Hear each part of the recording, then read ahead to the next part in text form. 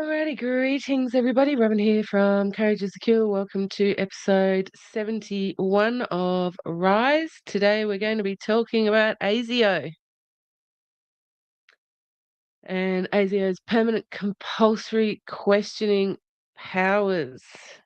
See you all very soon.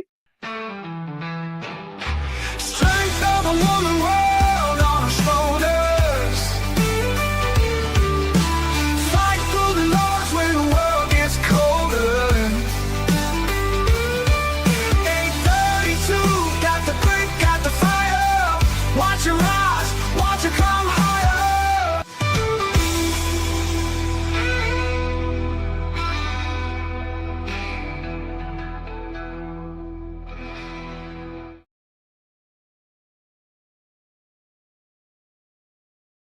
Alright, everybody. Hello, welcome to episode 71 of Rise. Today we're going to be talking about ASIO and ASIO's permanent compulsory questioning powers.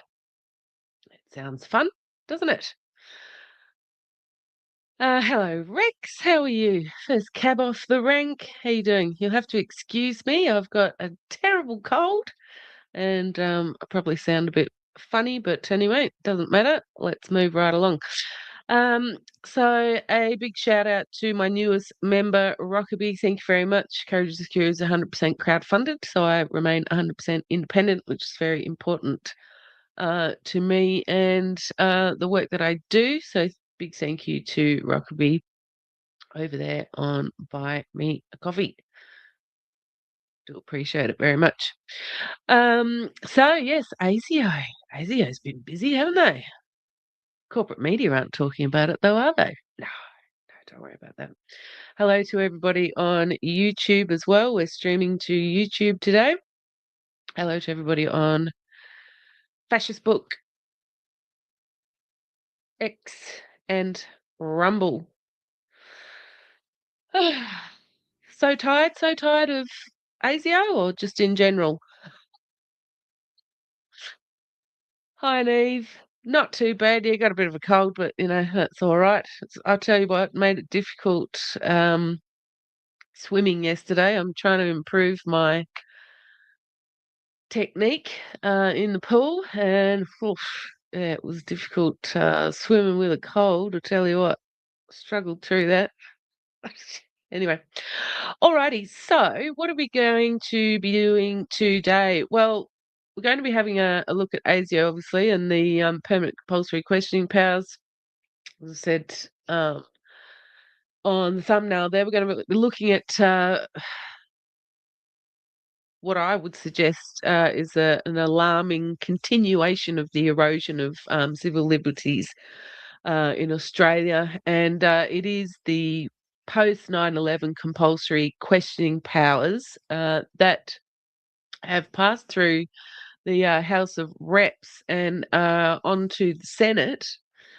So a big shout out to Max Freedom. He actually brought my attention to this a week or two ago, and he sent me a video from Nuggets News, and you can find Nuggets News on YouTube. And Nuggets News had a guest, and that was Robbie Barwick from the Australian Citizens Party, and his interview on Nuggets News drawing people's attention to this. Now, the interview on Nuggets News was before this legislation went through the House of Reps, but I thought everybody's time poor. I'm not going to reinvent the wheel. The interview was absolutely fantastic, and by that I mean the content, the very succinct way that Robbie speaks in the interview. So we're going to be watching it together today because I want to watch it again, just because the level of information that is in it. Hello, Rizard. How are you? Nice to see you here from YouTube. So I'll just put in the banner Nuggets News if you want to find Nuggets News, the link is in the description of the video as well. So full credit to Nuggets News and Robbie Barwick, excuse me. Struggling with my nose to speak today. I've got a box of tissues at my feet. Full credit to Nuggets News and Robbie Barwick. Fantastic interview. So we're going to be watching that today. And as I said, this was before the 11th and 12th of February when it passed through the House of Reps. This interview, was it? That can't be right. Just let me see.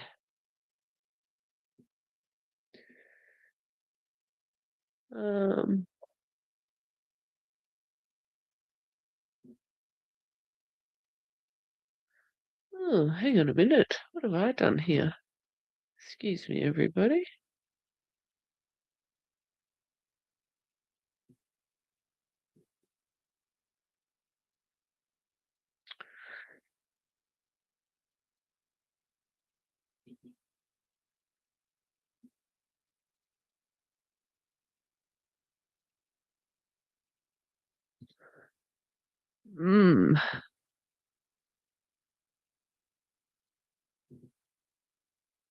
Yes, anyway, very sorry, everybody. I'm glad you're still with me. I'm just looking at things. Oh, my nose has got to run. Oh, Lord. All right, so let's get on with the video, and I can play my nose. So this is from Nuggets News, and it is Robbie Barwick. Just checking, maybe I've downloaded the wrong video. Anyway, we'll get it rolling, and if it's the wrong one, then just, anyway, whatever, here we go. Hi guys, thanks for tuning into another episode of Nuggets News. Today we've got Robbie Barwick, a returning guest on from the Australian Citizens Party, and I want to have him on to talk about these domestic terrorism laws and how this landscape's all changing. And Robbie's been across this for 20 years, and one thing I've been talking about is ever since 9/11, we've been having this build up towards what is happening now, where they're going to label dissenters and people that have got anti-government views or whatever as domestic terrorists, and with all these free speech laws and this crackdown. So welcome to the show, Robbie. Thanks, Alex. Good to see you again. And I wanted you to kind of run people through some of these laws, not just the ones that have passed recently, but some of the ones that were passed decades ago that are going to become more meaningful with the way things are going for people. So yeah, I'll give you the floor. Well, look, I hope people are suitably shocked at what happened in late January in Parliament, because the bill that was justifiably controversial, and so controversial it actually broke the coalition. That's the reason the coalition split, because they split on this bill, which was the bill to ban hate groups, is one, extraordinarily broad and draconian and totalitarian, but two, it was rammed through in a day. Now, they had another bill that was a bigger bill. They called it an omnibus bill that had three parts to it: one guns, one hate speech, and one hate groups. The hates they tried to push that through in a week, which is still ridiculous. But then the whole of Parliament balked at that, and the hate speech part had to be dropped. They split what was left up into the guns part, which the Greens were more than happy to support, and the hate groups part. The guns part is, I know gun owners are of course going to be very upset about that, because they always see themselves as being lawful people getting punished for the actions of unlawful people. But that's a similarity to what you're getting around Australia anyway. But the hate groups part is just one of those bills that shreds all principles of civil liberties and rule of law, right? Because essentially this is a law now where groups can be banned, and members, which is an undefined term, so it doesn't need to be someone who's a paid up member of a group, right, with the membership ticket. Just a broad category of members of that group can be jailed, even if that group hasn't committed a crime, and it's retrospective based on things that they label them for doing years earlier, right? And the only safeguard is it requires ASIO advice to do it, but that's assuming that ASIO is somehow a protector of our civil liberties, and I'm about to show you how it's not. Yeah.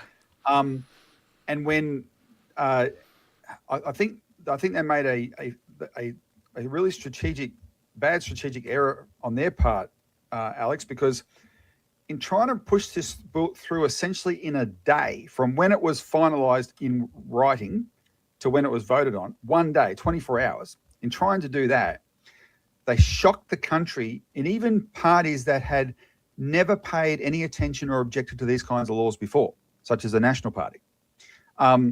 And now you got a lot of attention on that, and even the media, which has been supremely pathetic over the years in monitoring these kinds of laws.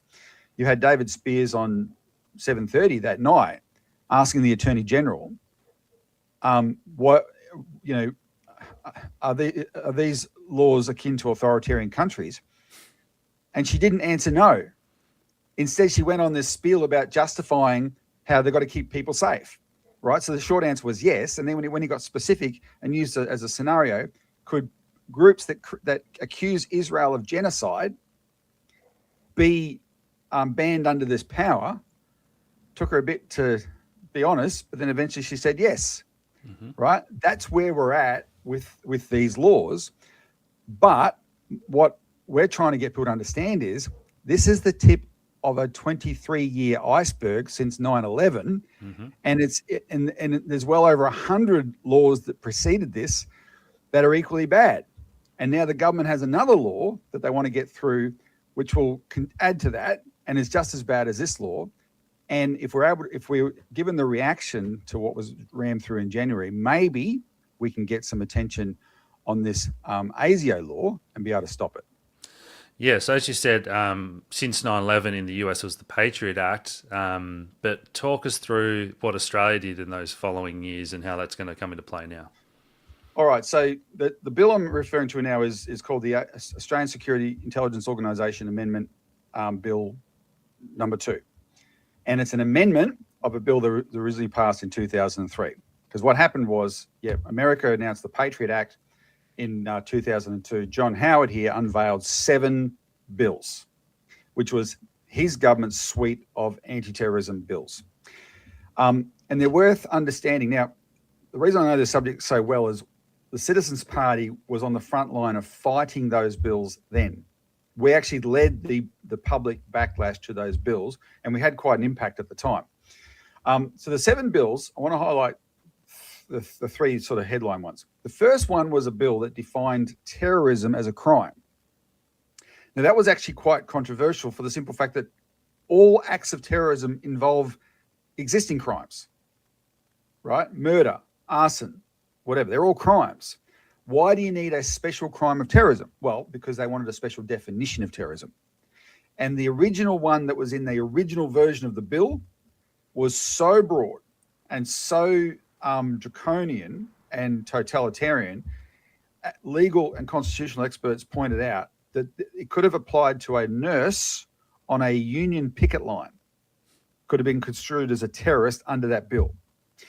Now, what happened next shows you the supreme importance of having a sort of a lengthy parliamentary scrutiny process, mm-hmm. which is what Albanese didn't allow in January, right? Because when that emerged, that this is what they were trying to do, organisations like us mobilised, and it went through. These things went through inquiries. There was a lot of scrutiny on it, and eventually the government was forced. It still passed, but only after the government revised the definition of terrorism to still be broad, but not quite as extreme as that, right? So they got their way there. The 2 other main bills of the 7 included a bill to ban terrorist organisations. And to show you how far we've come, Alex, where we've just banned in 1 day hate groups. People nowadays would think, well, of course you should ban terrorist organisations. No, this was extremely controversial back in 2002, not because of some academic discussion about should you ban terrorist organisations, but because people knew, hang on, when you write laws like this, there's often consequences, intended or unintended, that go far beyond what you say the law is for, right? And so, hang on, we're talking about being able to ban groups. How do you define? So you've got to, and remember with the original definition of terrorism, you got groups that if they fit the original definition of terrorism, this could have applied to anybody. Yeah. Right. So that was really concerning how that would play out. One of the definitions of terrorism that still applies today is acts that destabilize the financial system. Well, the Citizens Party, especially still today, but definitely in those days, we were warning. We could have been accused of destabilizing the financial system because we were warning there was a financial crash coming. Or not even that, Robbie. It's if people want to get cash out of the banks, they could argue that that's destabilizing it. Yeah. Yeah, like last year there was a couple of days where the cash defense movement, which we're part of, organised these cash out days, right? Essentially they're like a run on banks, except they're ATMs. But that could be construed in certain ways. So these things are once you have them set in law, the powers that be have the ability to be quite arbitrary in the way they interpret them. And so you are honor bound to resist laws like this. So that was the other one. And the big one then, though, back in 2002 was the ASIO Bill. Because what really shocked even the Parliament is that the ASIO Bill in 2002 proposed to give policing powers to ASIO for the first time. ASIO is a secret intelligence organisation. Well, it's called the Australian Security Intelligence Organisation, but like intelligence organisations around the world, it's a secret one. It's secret. You're not allowed to identify ASIO agents and stuff like that. And from its inception in 1950 or 1949 to 2003, it was purely just an intelligence gathering organisation. And if that intelligence uncovered evidence of crimes or potential crimes, ASIO acted on that by passing on the intelligence to civilian police, and the civilian police would act on the intelligence. Now, in a democracy, this is part of the separation of powers. You don't have a military police. I mean, you have a military police for the military, but you don't have a military police. You don't have a secret police that's for the government. You have an independent civilian police, and they require oversight of an independent judiciary to act. They need warrants that are granted by a judge. That's a long-standing principle in Australia, in the United Kingdom, in the United States, etc. That's a hallmark of democracy. And what this ASIO Bill did was say, okay, we're going to give this secret intelligence organisation its own policing powers to be able to detain and coercively question, which means without the right to silence and without the right not to self-incriminate, by the way. So they take away your right to silence, and anything you say can become the basis of charges against you later. And these are all throwing out the traditional principles of protections of people. This questioning is not just of suspects, but of non-suspects. And the original bill wanted to apply to 16-year-olds, children as young as 16. And yeah, there was enormous concern at the time. Hang on, and then the experts said they're creating a secret police. If you give your secret intelligence organisation policing powers, what you have created is a secret police. And it was like crossing the Rubicon, and that did happen. But because our party was involved, and I'll give you just a quick detour here about how our party works. So I'm in the northern suburbs of Melbourne, Alex, and if anyone knows Melbourne, our office is in Coburg, which is just north of Brunswick, and then Brunswick is just beside Fitzroy. And if you know that Brunswick Fitzroy area, that's like woke, hippie, socialist central, right? Good on them, bless their hearts. So the lefties, because Howard was in government, to their credit, they got quite concerned about this, and they called for a public meeting in Fitzroy. So I and another person from our office went along to the meeting. And there was only about 30 people there, all a bit long in the tooth. And they're all having this angst-ridden discussion about these laws. Oh, what can we do about it? And someone said, oh, maybe we should call a politician. And then the question was, well, does anyone know a politician? Oh, yeah, I know this guy. And so the person running the meeting said, let me write these names on the board. So he starts writing one name. Anyone else know the politicians? Someone else would come up with some name, starts writing that name.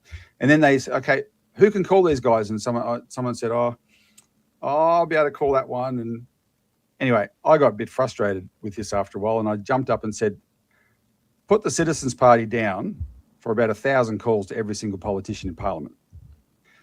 Because if you're going to fight this, you've got to bloody fight this. We're fighting fascism, for crying out loud, right? And we went to war. And I tell you what, a lot of those people in that meeting were very prejudiced against our party.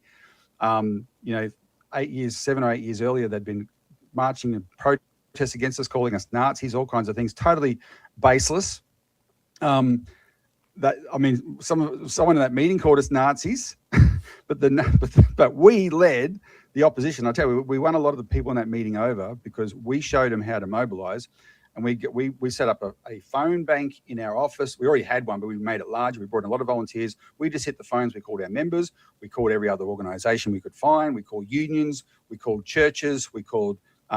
We reached out to the leadership of the Muslim community because they were getting absolutely hammered with all the post 9/11 hysteria, right, etc.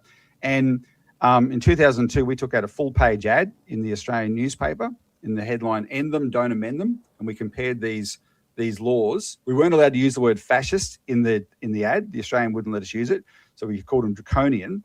But we compared these laws to Hitler's Notverordnung, which means the emergency decree, right? Hitler became a dictator democratically. This is the paradox of history. The Reichstag fire had burnt down. I love that, everybody. A democratic dictator sort of reminds me of the state of Australia. I don't know. Maybe it's just me. A democratic dictator. True though. Yeah. Right? They probably said it. Hermann Goering's thugs probably said it.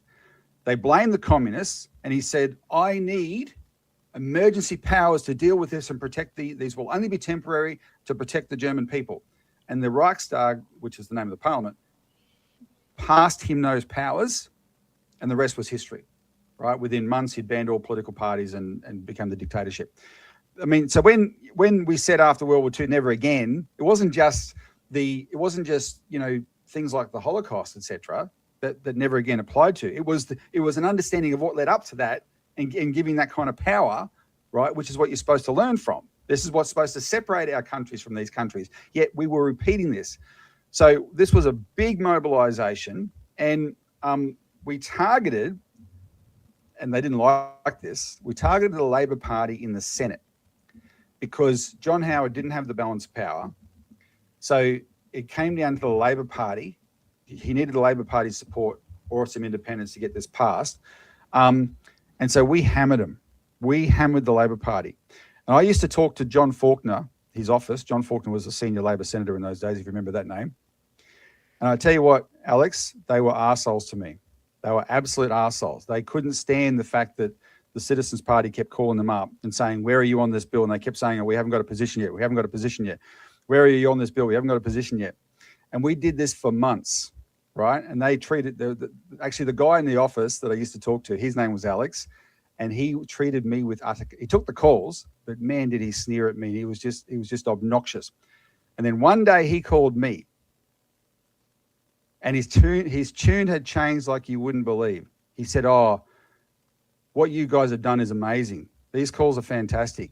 You're really having an impact. He said, I think it'd be a good idea if you started calling the Liberals.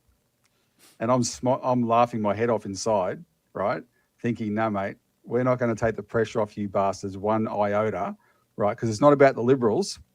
It's about you're not going to get away with that. You're going to be the bloc. But what had happened was we'd shifted Labor's position. Simon Crean came out and described these powers as police state powers. I found that the last day of Parliament in 2002 was a 27-hour straight sitting. What normally happens, they wanted to get this ASIO bill through that day, right? What normally happens the last day each year is you'll have a bit of token stuff in Parliament, and then there'll be this little period where the leaders of both parties get up and talk give each other Christmas greetings and say, oh yeah, we're political enemies, but we can be friends and whatever and respect each other. It's a little ritual they do in Parliament every year. None of that year. It was acrimonious. Howard was accusing Simon Crean of being soft on terrorism. Crean just came right back at him and said, no, mate, you're setting up a police state. He specifically objected to the fact these powers would have applied to children, right, which he said is totally inappropriate. And after 27 hours straight of sitting, Parliament didn't pass the powers. Now, I have a theory, Alex, that later on, well, people might remember a few years ago, Simon Crean died sort of suddenly in Europe while he was over there. And in the obituaries I found fascinating because they focused on the fact that the main thing that he was known for when he was leader of the Labor Party was opposition to the Iraq War, which at the time he was pilloried for, but of course history vindicated him. And he was especially pilloried because the global leader of Labor parties, Tony Blair, one of the most evil men in the world, had been the architect of that war, right? And Simon Crean, and my strong theory is that one of the and this fight over the ASIO bill put the Labor Party in the headspace of actually taking a stand on things. And then unfortunately, when Mark Latham took over from Simon Crean, the first thing they did was a deal and pass the ASIO bill. Still then, though, the debate, the final debate, was the second longest debate in parliamentary history, and it only passed because the government put a sunset clause on these powers, a 3-year sunset clause, to acknowledge they should be temporary. Now, that was quite dramatic. What has happened since then, what started off as 7 bills in 2002, the last time we counted before this latest round, it was a few years ago, was already over 100 bills in total that have gone through Parliament on terrorism.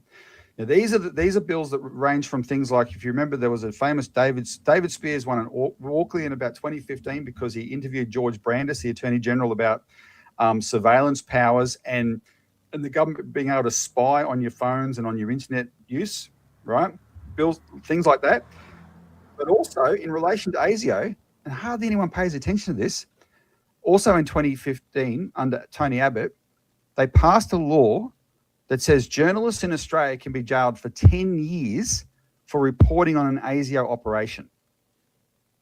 10 years. Now, later that year, I couldn't believe it. I just saw this the other day when I was brushing up on some of this stuff. I mean we sort of lived it, but you get back and look up details, etc. I found this article that said how a politician had mentioned in passing that journalists could be jailed for 10 years for reporting on an ASIO operation, and the ABC fact-checked him. And I was blown away by that. I'm thinking, you're the media. He's talking about something that affects you. You shouldn't have to fact-check him. That fact, because the fact-check confirmed he was right, that fact should be hung up in front of every journalist's desk saying, we have to get rid of this law, right? This is a fascist law that destroys press freedom in Australia, and you have to fact-check the politician who tells you about it. That politician happened to be Anthony Albanese. 10 years later, it's Albanese who's ramming home these fascist laws. I want to say something else about ASIO quickly before we get to this, because you might think, well, maybe there's some legitimacy to this idea of an ASIO operation. After the Lindt Cafe siege, which was December 2014, there was an interesting event where one of 2 Australians who had been at Guantanamo Bay, the lesser known one, not David Hicks, the white guy, the other guy was a Muslim. His name was Mamdouh Habib. So in Australia, we gave all the publicity to David Hicks, and poor old Mamdouh Habib, no one cared about him. But Mamdouh Habib eventually got out of Guantanamo Bay and came back to Australia. And he revealed, after that he knew the Lindt Cafe perpetrator, and that he had tried to get the police to allow him to negotiate with him, with Man Monis, the perpetrator, and the police, because he said he had a certain insight. So based on that, I got to know Mamdouh Habib quite well. I've got videos, footage that he shared with me from 2010 and 2011. Because when he came back to Australia from Guantanamo Bay, Mamdouh Habib claimed that everyone knew he'd been tortured in Egypt. He had been rendered by the Americans to Egypt and he got tortured. And then he was sent to Guantanamo Bay. He claimed that ASIO was present when he was tortured in Egypt. And of course, this was all denied. In the 2010 interview, he used to have these periodically annual checkups with ASIO. I see the footage is they had to record these things, but you don't see the officer. The camera's behind him. You just see Mamdouh and his wife. And the ASIO officer is treating Mamdouh Habib like dirt, absolute dirt, treating him with utter contempt.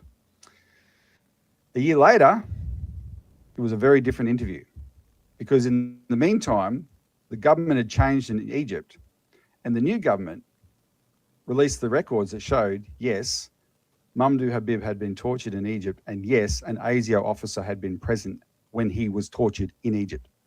In other words, our ASIO was complicit in the torture of an Australian citizen in a foreign country. And when I say torture, I don't mean waterboarding, which is still torture. Right? The Egyptians are not as squeamish as the Americans. I mean full torture. I mean electrocution and the whole works. He was absolutely brutally tortured in that. And there's if you're familiar with the YouTube channel Boy, the couple of young guys in Sydney that do a really great YouTube channel, they did an interview on CIA torture with Mamdouh Habib a little while ago, and you can look it up and get his description of it. Right? But just look up the YouTube channel Boy, and you'll get it. And so when this ASIO officer was interviewing him, he was kissing his ass. And the quote that I wrote down in an article was ASIO saying to Mamdouh Habib, you have every right to be mad and angry at your country. Right? They gave him an $8 million payout, Alex. Right? That was proven. This is an open and shut case. That's what ASIO did, this agency, that our government last month said, oh, they're the people that'll be the your protection with this law to ban groups, right? Yeah. So that's some of the history of this, and now we have a law which takes it much further. Yeah, it's pretty wild stuff, isn't it? Other thing that I've been talking about that concerns me is that broad definition of domestic terrorist, right? And how it's heading, it's the new anti-Semitism laws. And as you say, you're not allowed to criticize the actions of Israel, which is like, they're trying to tie racism into political and then tied in with Zionism. And it's just all heading in this direction of any criticism of these intelligence agencies that are often compromised. There's a lot of concern about the political influence now of Israel with the donations and some of the blackmail bribery stuff coming out and all that. So that's my concern of all this direction that's heading in everything that's coming out. Are they going to make it illegal to criticize the government or point out facts? Well, so I spoke to just the other day, I spoke to a former top cop, and I mean top, who has also had extensive counter-terrorism experience. And in fact, because post 9/11, there were some examples of terrorism plots in Australia, right? And there was some terrorism attacks, of course. And he was involved in that. And so that I don't live in an ivory tower, I had my main question to him was, look, why? The government said ASIO has to have these powers. And the government claimed the reason ASIO had to have these powers is under the scenario of a ticking time bomb. Because, the hysteria post 9/11, right, could it happen, are we under attack all the time kind of thing? I mean, Kim Beazley, in the middle of this debate, Kim Beazley, who didn't like the fact he wasn't leader of the opposition back in 2002, he gave this bloodthirsty speech about how the terrorists are trying to attack us on all sides and whatever. I mean, that was the feeling of the time. And I said, why does ASIO need these powers for questioning instead of the normal police force? Can't you do the questioning? He said, of course we can, right? and yeah, he had a certain theory about how, you know, an ASIO has, because it's got ties to other intelligence organizations around the world, you know, maybe they have to have something. But in terms of the practicalities of, if you want to combat an imminent terrorist threat and you need information, your own police force is capable of pulling someone in and asking them questions, right? But they have to get a warrant from a judge, right? But the judge doesn't want to be part of it, doesn't want a terrorist attack either. So, you know, come on, these things are possible. But then he said, checks and balances are absolutely necessary. And one of his scenarios, there's a whole bunch of arguments for checks and balances, but one of his scenarios was, even if the government of the day is sincere, right? The reason we have these traditions in law is because you don't know what a future government might be like, right? And then they got a future government that wants to punish people, wants to suppress political opposition. They got all the suite of powers to do it. And that's where, just to come back to the ASIO question, that's why the bill now is so dangerous, because it does a couple of things. It turned out that as part of the 100 bills post 2002, there were some of those bills had already expanded ASIO's power. So just to be clear, ASIO can detain people for questioning, force them to answer questions, etc., and doesn't need a warrant from a judge. The warrant comes from the Attorney General. Now, that's already a breach of the separation of powers, because that means the government provides the government's bulldog, ASIO, with the authority, rather than the other branch of government have to provide the authority, right? That can be abused straight away, used against political enemies, that kind of thing. And as for young as 16. But before now, they'd already expanded ASIO's powers to reduce the age to 14. So it now applies to 14-year-olds can be detained. An ASIO officer can snatch a 14-year-old white girl off the street and question her without any protections, right? That's what can happen now. Did we hear that? Let me know in the comments. Sorry, I look like a bag of trash. I don't feel very well today. Did we hear that? Did you know that in the comments that ASIO can do that right now, that they can snatch, pretty good verb there, snatch a 14-year-old girl, 14-year-old boy from the street, question them. What's the term? Without the right to silence. Without the right to silence. At the moment. I didn't know this, and it's very interesting. I might have missed it because I was on the phone, because Robbie talks about the sunset clause, and that's what they're pushing through, part of what they're pushing through now to get rid of the sunset clause, make it permanent, right? Did you know that? When I grew up, you know, all the PDF files and all the creeps, you know, drive around in white vans and a bag of candy, you know, that was the stereotype. But sure as shit didn't know that ASIO had those powers. Did you? Rex, kidnap. Yes. Kidnap? Lawful kidnap. That's an oxymoron, isn't it? Bit like friendly fire. Anyway, back to the video, everybody. The girl has the right to have a family member there. If an adult has the right to have a lawyer there, but ASIO has to approve the lawyer. And for the youth, the family member, they'll be in a sense kept incommunicado with no right to reveal what the conversations are about, etc. That's already the power now. In 2020, the government had already expanded the scope of questioning from terrorist attacks to things like espionage and foreign interference. Now, my argument about both of those is, yes, they are areas of ASIO's responsibility, but I can't emphasize enough, Alex, how the only reason they got this bill through in 2003 was because of this scenario that they brainwashed everyone with of the ticking time bomb. Come on, there's an imminent terrorist attack. ASIO's got to get its information. People have to answer questions, right? That justifies everything. Well, okay, but that scenario doesn't apply to espionage. It certainly doesn't apply to foreign interference. There's been a poor Chinese guy just spent a year in jail here in Melbourne, and his supposed act of foreign interference was donating money to a hospital, right? It doesn't apply to any of those, but it just shows you how desensitized by them we've become to all these laws, right? People have lost their sense of principles, legal principles and civil liberties. So the bill now will do that even more. They'll expand the scope of questioning even more to everything ASIO does, right? So this is now part of the course. ASIO could just grab people and make them answer questions, and there's no legal protections anymore for anything ASIO wants to do, to ask them about, anything. No, it doesn't have to apply to an imminent terrorist threat. So that's one thing.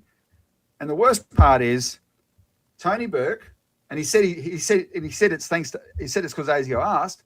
Tony Burke and Anthony Albanese, in their wisdom, have decided that this sunset clause that was originally put on, that's just kept being renewed every few years, there's no point having it anymore.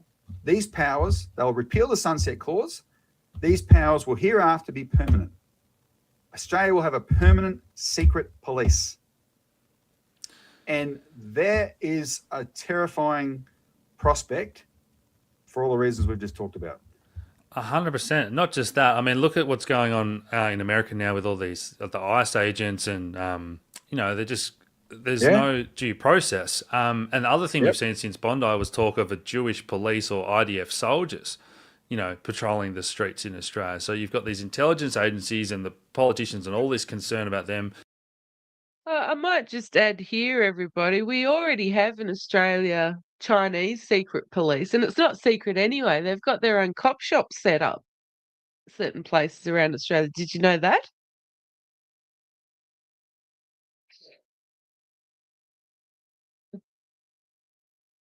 Kind of being compromised or answering to a foreign nation, and now you've got talk of this secret police and just all this subversion of due process. Yeah, you feel exactly, and it's all done in the name of, the threat is so bad, the safety comes first. Well, here's a question for you, Alex. I've given you the description of what ASIO's powers are. Along with the powers that ASIO has been given since 2002, is enormous extra resources, and I mean enormous. Right? They have. I don't know if you've been to Canberra lately, but they recently, a few years ago, they moved into their new headquarters. It is massive. Right? Enormous extra resources. The current head of ASIO has become more well-known than most government ministers.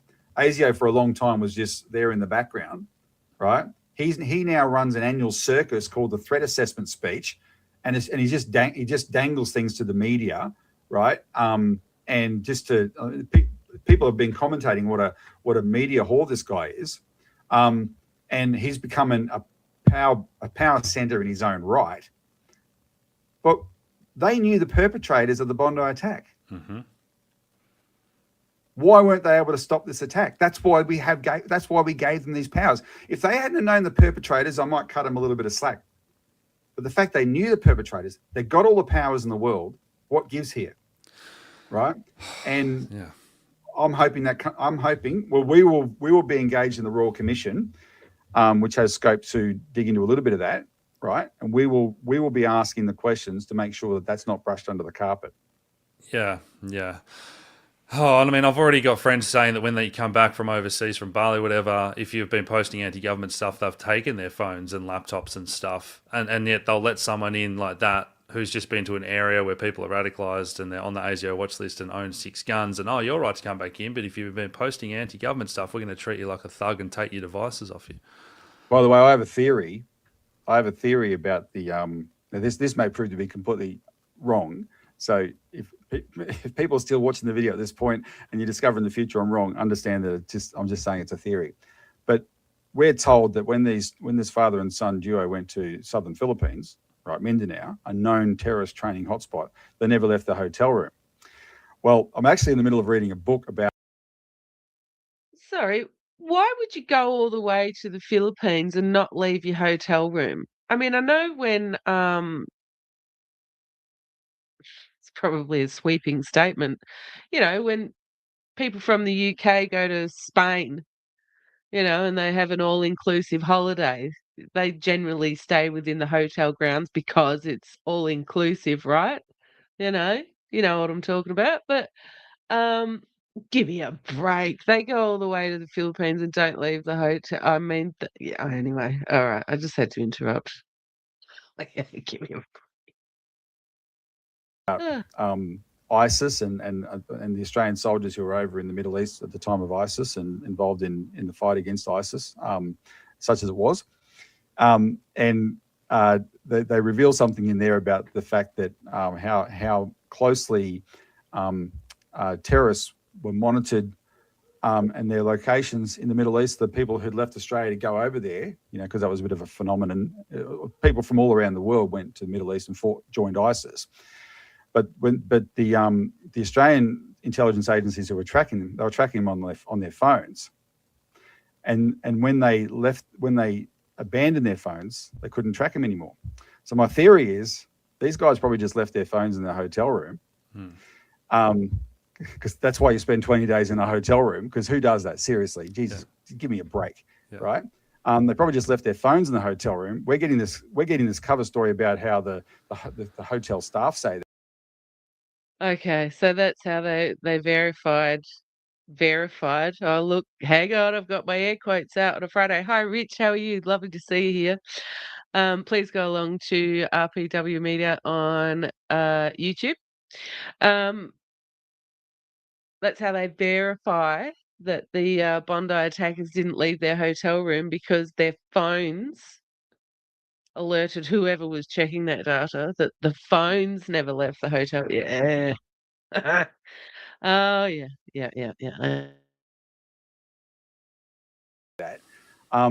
Because if my theory is right, it means ASIO was tracking him all along. But anyway, that's just a theory. I mean, it's just like weapons of mass destruction, Robbie. It's just all lies, I think, from these intelligence agencies to push the narrative along. Look, it's a real problem. I think the existence of intelligence agencies is the original sin. When MI5 came to Australia in 1949 and said to Ben Chifley, "We want you to set up a branch of MI5 here," he initially refused. He said, "We don't want it." He actually supported a secret police. He said, "We don't want one," because the intelligence function can be, the military has an intelligence arm, the police have an intelligence arm. They can do that in a proper way, right? A dedicated intelligence agency where what you're doing is you're creating an apparatus that starts to sit above government and then increasingly out of the control of government. And that's what it's become, and the British set this up, actually, not the CIA is definitely involved, don't get me wrong, but it was the British were the architects of this. And what's called Five Eyes is this thing now. I can tell you the way Australian politicians think. If Mike Burgess makes some claim and they say, "Well, give us the evidence of that," all he has to say is, "Sorry, I can't," because that's from our fellow intelligence agencies in Five Eyes. Every single Australian politician is so subservient to this system now, they'll just shut up and not question it. And that's what we saw last year with some of the anti-Semitic attacks, where all the police and all the investigations showed that, no, this is all staged or fake or a hoax. And then ASIO go, "Oh, we got a tip from Israeli intelligence, but we can't say what it is." Yeah, have we forgotten? Has everybody forgotten about the caravan hoax? Hey? There was a caravan somewhere that was going to blow up a neighbourhood. And it was fake, set up, and what was introduced because of that? Hate speech laws. When that was fake, set up.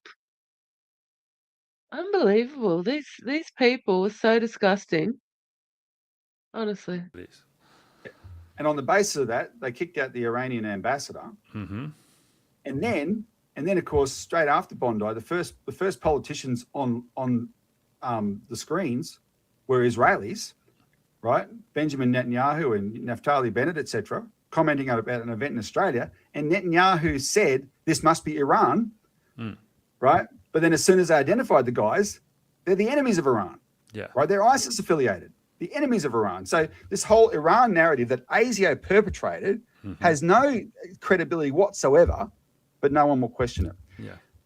Can I just say, so I've laid out a lot there. The Citizens Party's put up a petition that's on our website now. We just launched it yesterday to repeal, don't expand these ASIO powers.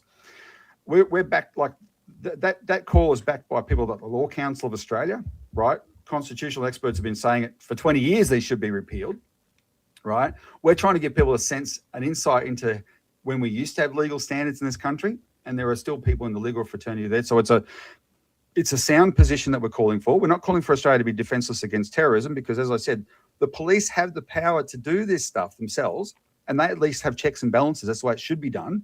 But you don't. Do we want to have a police state?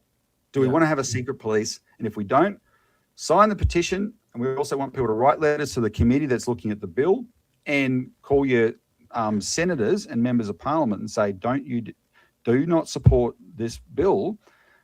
Because I think we can pick a real fight in Parliament over this and educate politicians as well as the general public while we're at it, Alex. Yeah. Well, I know you got to go soon, Robbie, so I'll put the links to the petition and all your socials down below. And thanks so much for your time. I hope you guys have enjoyed that one at home. Cheers, mate.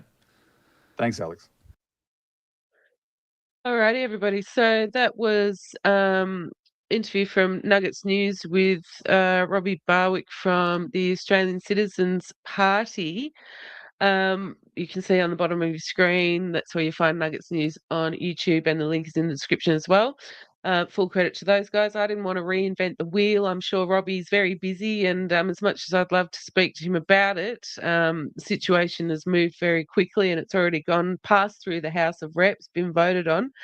And I just want to give you the numbers because I had a wonderful person send me the numbers on the vote that they had.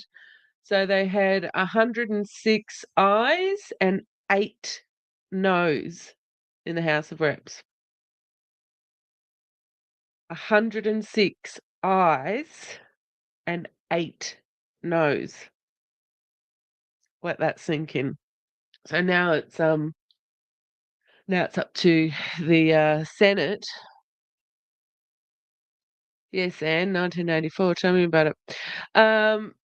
So if you'd like to share that interview with your friends, as I said, links in the description. It's also on the bottom of your screen at the moment. I mean, it's just,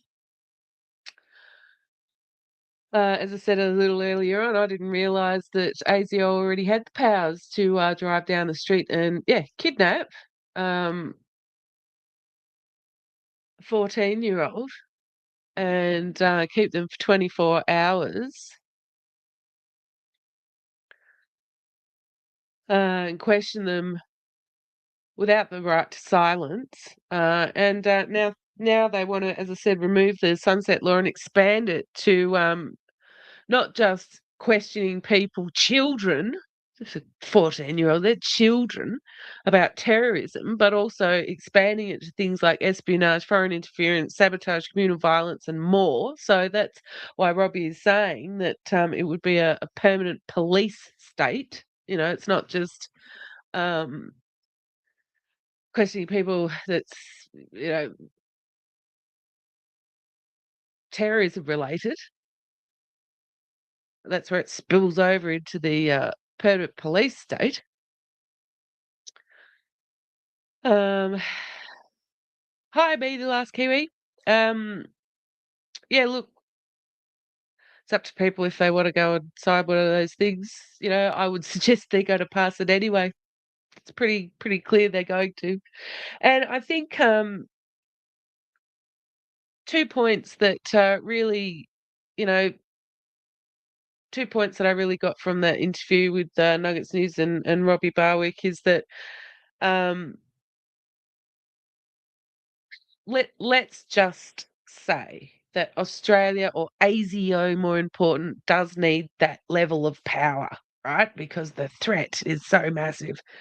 As Robbie pointed out, you don't know what a future government is going to be like, and a suite of powers like this gives rise to what? The abuse of power.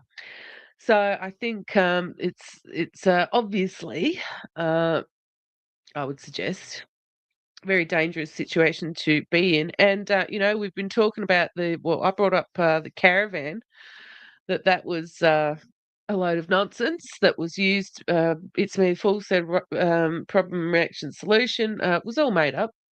just to bring in hate speech laws. Ted said it's called the Great Juicy Story Caravan for Government and Control. I like that. But the really disturbing thing is that the two Bondi attackers are known attackers. Air quotes again. Are they attackers? I don't know. Maybe they're operatives. My conspiracy allegedly. They were known. They are known. Were known to ASIO. So make of that what you will. But anyway, so I think minors being nabbed off the street and being held with no right to silence, no right to assistance, anything like that, covering a whole raft of issues and reasons why they would nab them off the streets is very concerning indeed. This permanent police state for Australia. But what else do you expect? And we started off the show with Robbie talking about a democratic dictator. I mean, if that's not the story of the Labor Party, the Uni Party, the Liberal Party, two cheeks, same arse, I don't know what is. Hi, Mish from YouTube. You think all that democracy they fed us was a lie? It's a very big question. I don't know how far back you want to go, but certainly I would suggest at the moment that people are not elected, they are selected. That's what I would say. Hi, Nick. Righty, everybody. So once again, I'll pop it down the stream. Pop it down the stream. Why not, everybody? Let's pop it down the stream. Pop it down the bottom of the screen. Nuggets News, full credit to them. And Nuggets News or Robbie, if you have a problem that I've restreamed your interview, just let me know. And I'm not opposed to removing it if that's something that you don't like. But I've made the assumption that this is an important enough issue that you wouldn't mind me restreaming your interview. And as I said, we're all busy people and I don't want to reinvent the wheel. I thought that was a great interview to explain to everybody what ASIO is getting up to. And I'll just reiterate one more time. Of course, corporate media aren't telling you about it. They're too busy with Jim Chalmers and Jacinta Allen, all this missing money. And Katie Gallagher not knowing the difference between gross and net. That's interesting, isn't it? And also the tax, hey, for offshore gas and beer. It's quite alarming, isn't it? Let's talk about those things. Don't worry about what ASIO is up to. Don't worry about it. Isn't that what Jeffrey Epstein did? Still litter kids off the street? I have no idea.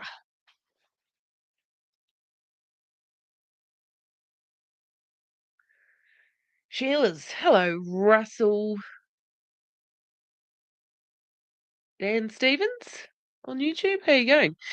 So there we go, everybody. ASIO. As I said, it's past the lower house. It's now the bill now awaits for the Senate to debate it. I can only assume that it will go through, and we will further see the erosion of civil liberties in Australia, and the general public probably won't be aware that we will have a permanent police state, and some will argue that we already have that. I wouldn't disagree with that either, but yep. Thank you, Anne. Thank you very much. All right, everybody, I'm going to go and blow my nose. Thank you all very much for joining me today. I do appreciate it. And Ben was in the audience earlier. I just wanted to let you know that your Relentless t-shirt is in the mail. The winner of the competition a couple of weeks back. So you will be receiving the first ever Relentless shirt, and a couple of other people that wanted one as well. They are also in the mail. So they should be in your hot little hands within days, hopefully on Monday. Hey?